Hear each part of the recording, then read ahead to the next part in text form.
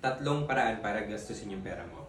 I call this the 3 P's. First P is pleasure. If you are using pleasure money, ito yung gagamit ka sa Netflix, bayad ka subscription, travel ka, magandang picture, kain ka masarap, that's pleasure money.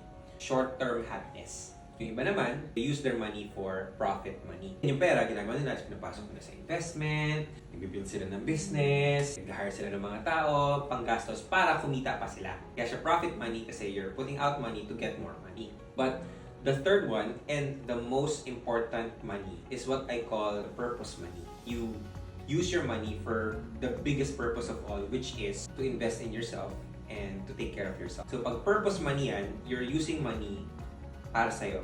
You know, you pay for your gym membership, buy notebooks, you enroll in a course, you enroll in a seminar. Those are purpose money kasi that is aligned to your biggest purpose of all, which is to expand yourself and to grow yourself. Sa tatlong yan, ano tingin niyo yung pinaka-importanting bigyan ng pera? Yung purpose.